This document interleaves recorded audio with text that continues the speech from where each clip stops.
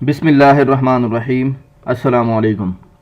आज का लेक्चर है principles of accounting I com part 1 chapter number 6 question number 16 है। बिल ऑफ एक्सचेंज का चैप्टर है और क्वेश्चन नंबर 16 है कि A draw on B a bill for ₹15,000 at 3 months. A ने बिल ड्रॉ किया है, ठीक है। देखें मैंने कलर दे दिए अलग अलग, ये एक ट्रांजैक्शन है, ठीक है। इसे मैंने एक कलर दे दिया है कि ए ने बिल ड्रॉ किया है, ठीक है, और बी उसे एक्सेप्ट कर रहा है, ठीक है। 3 महीने का बिल है 15,000 रुपये का। रिक्वायरमेंट क्या है वो देख लें कि pass entries in the books of A B and bank, ठीक है।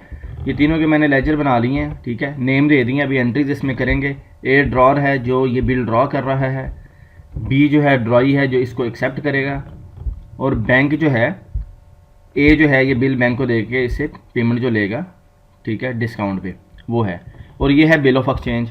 बिल ऑफ एक्सचेंज भी मैं हर क्वेश्चन में बना रहा हूँ ताकि आपको जो आपका कॉन्सेप्ट है वो क्लियर होता जाए कि बिल ऑफ एक्सचेंज का ये फॉर्मेट होता है। 15,000 का बिल है, डेट मेंशन नहीं की गई इस क्वेश्चन में, तो मैंने डेट डाल के ये देखें डेट को एम्प्टी छोड़ दिया। प्लेस लिख देंगे जिस सिटी में आप बना रहे हैं, ठीक है, जिस बिल्डिंग में। यहाँ पे देखें 3 महीने का बिल है, तो 3 मंथ्स आफ्टर डेट पे टू ए और हिज ऑर्डर, मतलब या तो ए को पेमेंट होगी या ए जिसको इंडोर्सी कर दे, ठीक है। The sum of ₹15,000 only for the value receive, ठीक है। 15,000 रुपये, ये जो 15,000 रुपये हैं। अब क्या किया है कि ए ने बिल ड्रॉ किया है, ठीक है, और बी ने उसे एक्सेप्ट किया है। ए जो है ये ड्रॉर है, बिल ड्रॉ कर रहा है, ये देखेंगे यहाँ पे ए लिख दिया मैंने, और एक्सेप्ट कौन कर रहा है, बी कर रहा है एक्सेप्ट, ठीक है। उसके बाद क्वेश्चन के मुताबिक ये जो बैंक को इंडोर्सी भी बनाएगा, और जब बैंक को दे देगा तो ये इसका ओनर जो है ये बिल ऑफ एक्सचेंज बैंक को दे देगा और इंडोर्सी बैंक को कर देगा, और बैंक से पेमेंट ले लेगा, अर्ली पेमेंट, जिसका बैंक जो है कमीशन लेता है। अब बात कर लेते हैं, क्वेश्चन पे आ जाते हैं वापस कि A draw on B a bill for ₹15,000 at 3 months, ठीक है। एक इसकी एंट्री होगी, ए के अकाउंट में भी होगी, बी के अकाउंट में भी, कि ए ने बिल ड्रॉ किया है, ठीक है, और बी ने उसे एक्सेप्ट किया है। उसकी एंट्री ए के अपने अकाउंट में करेगा और बी क्या करेगा, इसे देख लेते हैं। ये जो रेड हाईलाइट है कि A got the bill discounted by his bank at 12% per annum. 15,000 का बिल है ए के पास, ठीक है। ए ये बिल देता है बैंक को, ये देखें यहाँ पे इंडोर्सी बना देता है, अपने साइन कर देता है, ठीक है, बैंक का नाम एड्रेस वगैरह लिख देता है। अब बैंक इसका ओनर है, वो ये बिल देता है बैंक को। बैंक को कहता है कि आप ये 3 महीने बाद इसे कैश करवा लें, ठीक है। बैंक कहता है ठीक है, मैं ये 12% पर एनम यानी कि 12% सालाना के हिसाब से मैं इंटरेस्ट चार्ज करूँगा। ए को अभी पेमेंट चाहिए, वो कहता है ठीक है कर लें आप। तो क्या होगा कि बैंक 12% पर एनम का मतलब है कि 12%, 15,000 का 12% लेंगे, वो सालाना निकलेगा। उसे फिर आपने डिवाइड करना है 12 पे, तो पर मंथ निकल आएगा। उसे जब मल्टीप्लाई 3 से करेंगे तो 3 महीनों का इंटरेस्ट निकल आएगा, ठीक है। तो उसकी एंट्री होगी इंटरेस्ट की, मतलब बैंक एक तो ए का बैलेंस बढ़ाएगा प्लस अपना इंटरेस्ट भी चार्ज करेगा। बैंक अपने पास क्या एंट्री करेगा और ए क्या करेगा वो कर लेते हैं। इसके बाद on maturity the bill is dishonoured. अब बैंक 3 महीनों के बाद जो बिल ये प्रेजेंट करेगा बी को, तो बी इसे पेमेंट नहीं कर पाएगा, तो बिल डिसऑनर हो जाएगा। एक ये एंट्री होगी, ये अलग कलर दे दिया है। And bank page ₹30 for noting charges. Notary public officer होते हैं, मैंने पहले भी बताया है प्रीवियस क्वेश्चन में कि लॉयर जो हैं, रजिस्टर्ड लॉयर, लाइसेंस होल्डर जो होते हैं, इनके पास ये पब्लिक नोटरी ऑफिसर भी होते हैं कि बिल ऑफ एक्सचेंज अगर बैंक इनके पास लेके जाता है, ठीक है, अपने किसी बंदे को भेजता है कि इस पे नोटिंग दे दें, वो नोटिंग देने से पहले ये बिल ऑफ एक्सचेंज का रेफरेंस दे के बी को देगा कि भाई इसकी पेमेंट करो। बी उसका रिप्लाई करता है या नहीं करता, या जिस तरह का करता है उसके मुताबिक फिर जो है यहाँ पे ये नोटिंग देगा। उसके वो पेमेंट लेता है चार्जेस। जो लॉयर है उसने काम किया है ना इस पर, और लिखने के वो इस पर फिर पैसे लेगा, वो 30 रुपये ले रहा है, तो बैंक वो भी जो है डिडक्ट करेगा ए से, ए फिर चार्ज करेगा बी को, भी तुम्हारी वजह से पड़े हैं। तो इस तरह से ये एंट्री, ये जो नोटिंग चार्जेस की होगी, एक डिसओनर की होगी, वो भी तीनों अपने अपने बुक ऑफ अकाउंट में करेंगे, ठीक है। आपको समझ आना चाहिए कि यार अगर बिल डिसऑनर होता है बिल ड्रा ए ने किया है, बी ने उसे एक्सेप्ट किया है और ए ने फिर बैंक को दिया है, तो तीनों इन्वॉल्व हो गए ना। तो ये जब बिल डिसऑनर होगा तो तीनों के अकाउंट में उसकी एंट्री होनी है, ठीक है, रिवर्सल एंट्री डालेंगे तीनों। And bank page ₹30।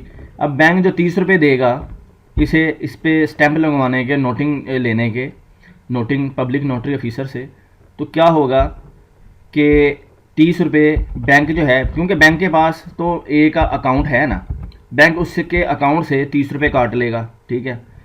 अब ए को जब पता चला तो ए ने भी अपने जो है बैंक कम कर दिया, लेकिन उसके अगेंस्ट जो है ए को बी को डेबिट करेगा कि बी से मैंने ये 30 रुपये मैंने बी से लेने हैं क्योंकि मुझे बी की वजह से ये चार्जेस पड़े हैं। जब बी को पता चलेगा तो बी भी अपने पास वो जो है चार्जेस पेएबल का बना लेगा, स्टैंड कर लेगा कि हाँ यार ये मेरी वजह से है, मैंने इसकी पेमेंट करनी है, ठीक है। तो ये क्वेश्चन है, इसे अब सॉल्व कर लेते हैं कि A draw on B a bill for ₹15,000 at 3 months। Date नहीं दी गई इसलिए हम डेट यहाँ पे नहीं डालेंगे, डायरेक्ट जो है हम एंट्री करते हैं। ए अपने अकाउंट में क्या एंट्री करेगा कि जस्ट बिल ड्रॉ किया और उसने एक्सेप्ट कर लिया है। अब इससे पहले वाली जो सेल्स वगैरह किया उसकी कोई एंट्री नहीं है, डायरेक्ट ये वाली एंट्री पूछ रहा है तो आपने यही बतानी है। जब बिल एक्सेप्ट हो जाता है, ए के पास बिल आया है, जो बिल रिसीव कर रहा होता है ना एक्सेप्ट होने के बाद, वो बिल को डेबिट करता है, आपको पता है, बिल रिसीवेबल्स। बिल रिसीवेबल को ये डेबिट करेगा 15,000 से ए, और क्रेडिट किसे करेगा, बी को, क्योंकि बी ने उसे एक्सेप्ट किया है, ठीक है ना। बी को क्रेडिट कर देगा 15,000, यहाँ पे नरेशन दे देगा बिल ड्रॉन। अगर पहली एंट्री देखें तो पहले क्या होता है कि सेल अगर की होती है तो बी को जो सेलर होता है वो बायर को क्या करता है, जो कस्टमर होता है उसे डेबिट करता है, उसे अपना डेटर बना लेता है और अपनी सेल क्रेडिट कर देता है, ठीक है। ये सेकंड वाली एंट्री है, उसके बाद वाली। तो जाहिर बात है कि बी को हमने डेबिट किया होगा, अब हम बी को क्रेडिट कर देते हैं कि भाई बी ने एक्सेप्ट कर लिया बिल को और अब इस बिल की पेमेंट लेनी है, ठीक है। इसी तरह से अगर आप चैप्टर क्वेश्चन वाइज करते आएंगे तो आपको बहुत अच्छे से समझ आ जाएगी। इसी तरह से बी जो है वो इसकी एंट्री क्या करेगा, वो बिल पेएबल को अपनी लाइबिलिटी बनाएगा। ये देखें, बिल पेएबल 15,000 के साथ क्रेडिट कर देगा और डेबिट क्या करेगा, डेबिट करेगा ए को, कि ए को उसने अपने पहले देखें दोनों क्या कर रहे हैं, ये एक लाइबिलिटी जो है कम कर रहा है। पहले इसने बी के अकाउंट को, ए के अकाउंट को क्रेडिट किया होगा, बी ने अपना क्रेडिटर बनाया होगा, ठीक है, क्योंकि फर्स्ट एंट्री यहाँ पे नहीं बताई गई तो जाहिर बात है कि फर्स्ट एंट्री होती है तो सेकंड होती है ना। ये जो है बिल ड्रॉ तभी होता है कि जब उससे पहले किसी से पैसे आपने लेने हो, तो जाहिर बात है पैसे लेने हैं तो इट्स मीन्स उसको कोई सेल किया है तो फिर ही लेने हैं ना। तो ये जो है एंट्री, ये एक जो है लाइबिलिटी कम कर रहा है और एक लाइबिलिटी बढ़ा रहा है, ठीक है।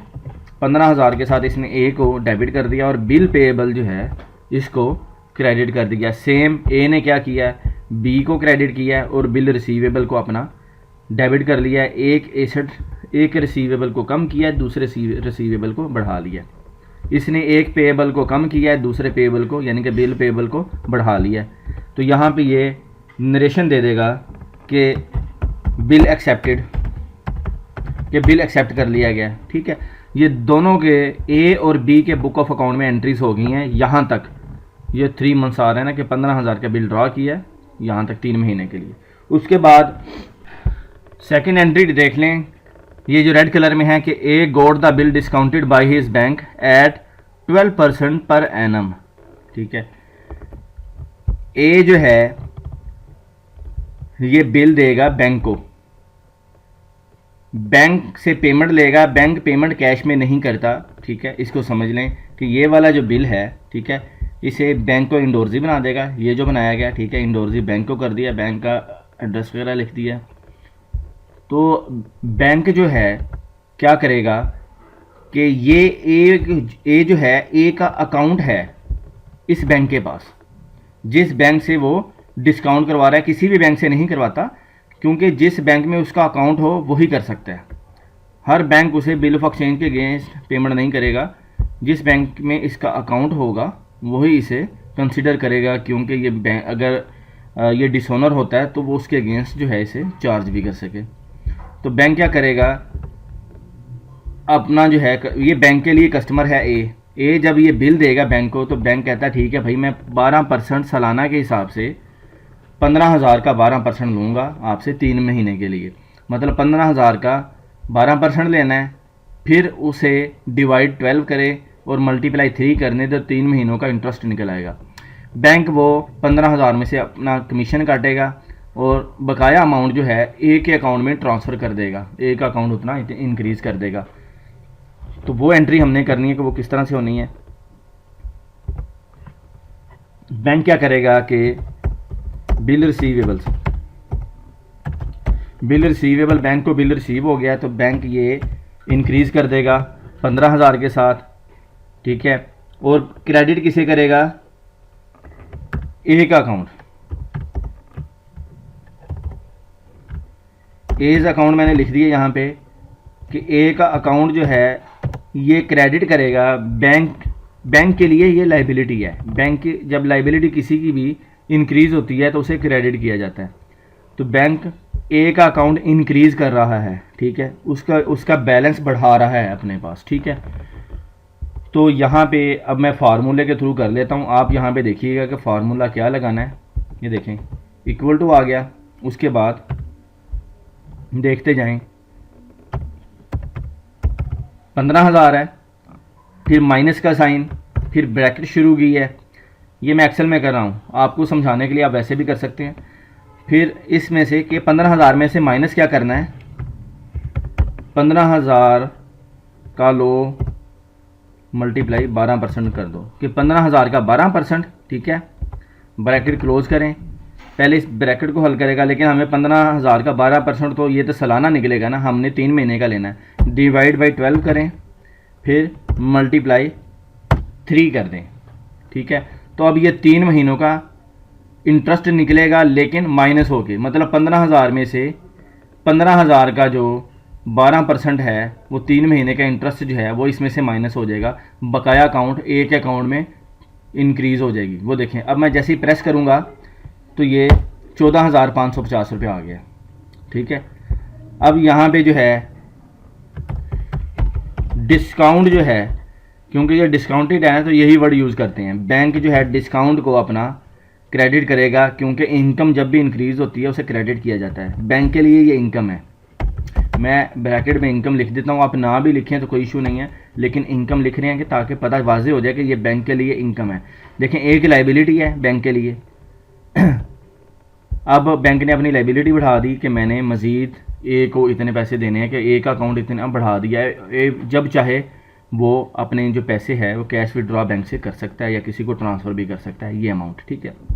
बैंक ने अब साथ इसके कमीशन जो ली है वो कितनी है, वो देखें, ये 15,000 है, इसमें से माइनस 14,550 कर दें तो बकाया अमाउंट 450 निकलती है। नीचे मैं इसे आपको सोल्व करके भी दिखा दूं कि ये देखें, यहाँ पे ले लें आप 15,000 रुपया, 15,000, ठीक है, इसका ले लें अब 12%, ठीक है, ये आ गया सालाना 1,800 रुपया। अब इसे डिवाइड कर दें 12 से तो पर मंथ निकल आया 150 रुपये।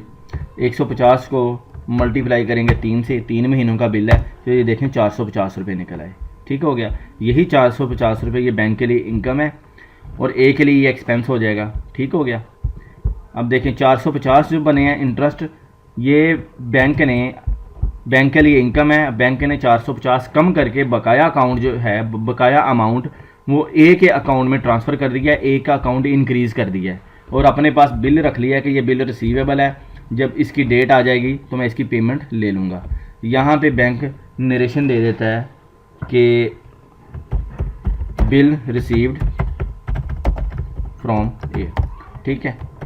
अब ये एंट्री ए के अकाउंट में भी होनी है, ए क्योंकि बिल दे रहा है, जो बिल देता है वो अपने अकाउंट में बिल को क्रेडिट कर देता है। तो ये ए डेबिट क्या करेगा, ए अपने बैंक के अकाउंट को, बैंक में इसका अकाउंट कितना इंक्रीज़ हुआ है 14,550, तो यही अमाउंट जो है 14,550 ए के अकाउंट में, ए का जो बैंक का इंक्रीज़ हो जाएगा। ये यहाँ पे ए जो है अपने पास, इसने जो बैंक का अकाउंट ओपन किया हुआ अपने चार्ट ऑफ अकाउंट में, अपना बैंक इंक्रीज़ करेगा 14,550 के साथ कि ये बैंक ने इतनी मुझे दे दी है। साथ ही डिस्काउंट को करेगा, डिस्काउंट देखें यहाँ पे बैंक के लिए इनकम है लेकिन ए के लिए ये एक्सपेंस है, तो एक्सपेंस जब इंक्रीज़ होता है तो उसे डेबिट किया जाता है। ठीक है,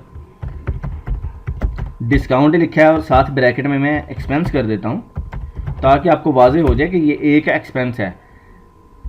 यहाँ पे भी डिस्काउंट वर्ड यूज़ हो रहा है, डिस्काउंट का अकाउंट, और ए में भी डिस्काउंट का अकाउंट ही यूज़ हो रहा है, लेकिन ए के लिए वो एक्सपेंस है और बैंक के लिए वो इनकम है।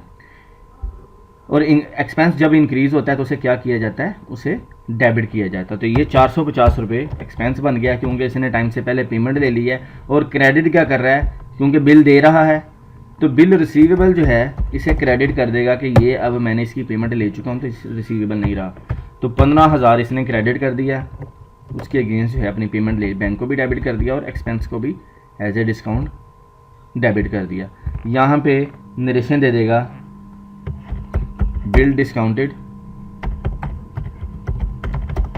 फ्रॉम बैंक, कि बैंक से डिस्काउंट पे पेमेंट ले ली है इस बिल की। बैंक पेमेंट कैसे देता है वो मैंने बता दिया आपको मेथड के, उसके अपने कस्टमर के अकाउंट में ट्रांसफ़र कर देता है। अगर ये बिल डिसऑनर होता है तो वो यही इसकी रिवर्सल एंट्री डाल के उससे उसका अकाउंट मज़ीद कम कर, अभी बढ़ाया उसने उसका अकाउंट तो बढ़ाया जब तो अपने अकाउंट में इसने क्रेडिट किया है। अब अगर डिसऑनर होता है तो इसी का अकाउंट ए के अकाउंट को डेबिट कर देगा, डेबिट करेगा फिर फुल अमाउंट के साथ। ठीक है ना, कि मैंने तुमसे 15,000 ही लेना है क्योंकि मेरे पास 15,000 का बिल है, बकाया तो मेरी कमीशन थी। इसी तरह से ए फिर उस बिल को क्या करेगा, अगर डिसऑनर होता है तो ए फिर उस बिल को अपना बैंक जो है उतना कम कर देगा 15,000 के साथ, क्योंकि बैंक ने इसका अकाउंट जो है अकाउंट का बैलेंस कम किया है तो ये भी कम करेगा। नेक्स्ट एंट्री में उसे देख लेते हैं कि on maturity bill is dishonoured हो गया। अब बिल डिसऑनर हो गया, अब यहाँ पे आपने समझना है कि बिल जो है जब डिसऑनर होगा तो बैंक भी उसकी एंट्री डालेगा, ए भी उसकी एंट्री डालेगा और बी भी उसकी एंट्री डालेगा कि बिल डिसऑनर हुआ है। सबसे पहले बैंक प्रेजेंट करेगा बी को, तो बी पेमेंट नहीं कर पाएगा तो बैंक इसकी रिवर्सल एंट्री क्या डालेगा, बैंक करेगा ए का जो अकाउंट है उसे डेबिट कर देगा 15,000 के साथ कि भाई मेरा 15,000 इस बिल का मुझे नहीं मिला, इस बिल ऑफ एक्सचेंज का ये 15,000 मुझे नहीं मिला तो मैंने आपसे लेने हैं। ये उसका जो अकाउंट है कस्टमर का वो डेबिट कर देगा, मीन्स कि उसका बैलेंस कम कर देगा अपने पास। ठीक है, और क्रेडिट किसे करेगा, बैंक जो है बिल रिसीवेबल्स, बिल रिसीवेबल ही क्रेडिट होना था इसके पास। ठीक है, लेकिन इस बिल की पेमेंट तो नहीं हुई,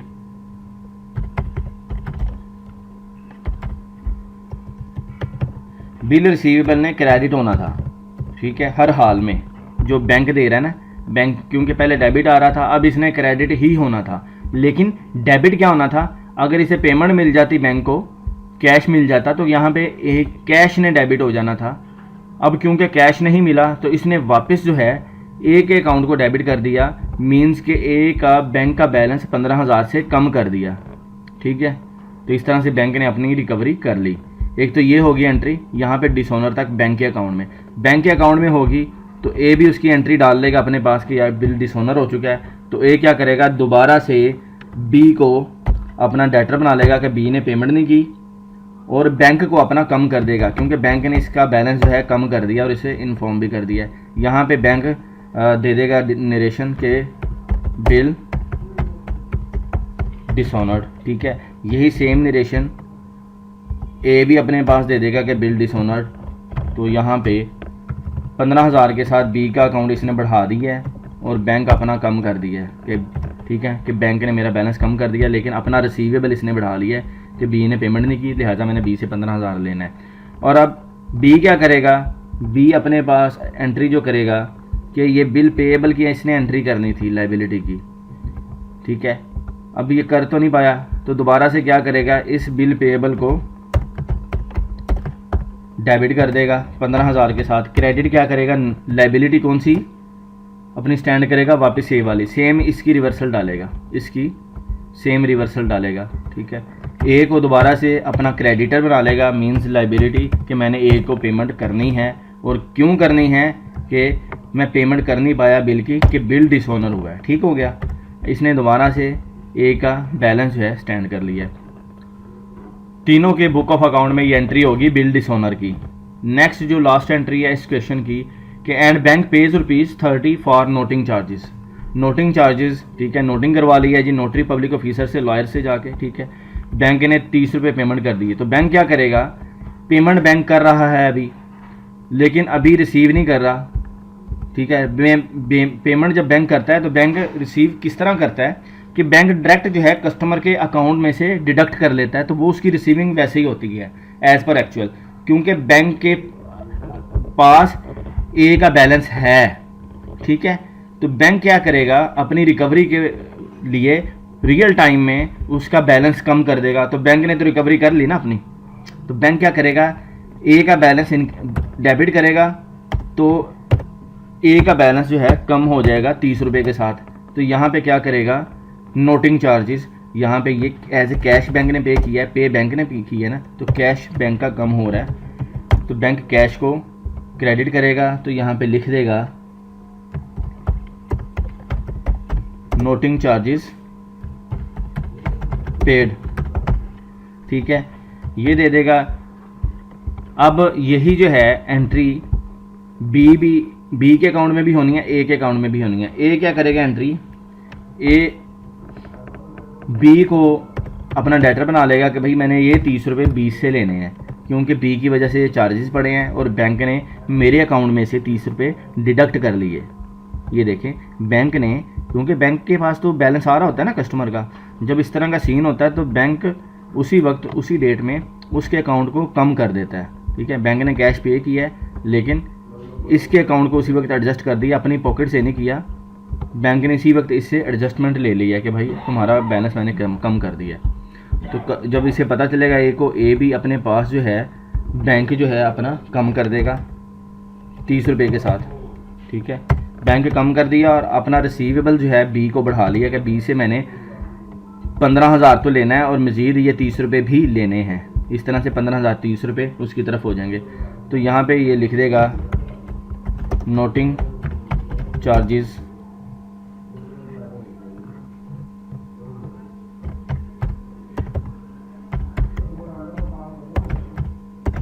रिकॉर्डेड, नोटिंग चार्जेस रिकॉर्डेड दे दिया है। और फिर बी भी इसकी एंट्री करेगा कि ये एक्सपेंस असल में बी का है, तो बी क्या करेगा, अपने एक्सपेंस को डेबिट कर देगा नोटिंग चार्जेस को ₹30 के साथ। लेकिन बी अभी पेमेंट नहीं इसकी कर रहा, पेमेंट ये बाद में करने वाला है, तो लिहाजा पेमेंट करनी इसने किसको है, ए को, ठीक है ना। ए ने अपने पास रिसीवेबल बढ़ा लिया ₹30 के साथ मज़ीद, तो बी जो है अपना पेएबल बढ़ा लेगा ₹30 के साथ मज़ीद, ठीक है।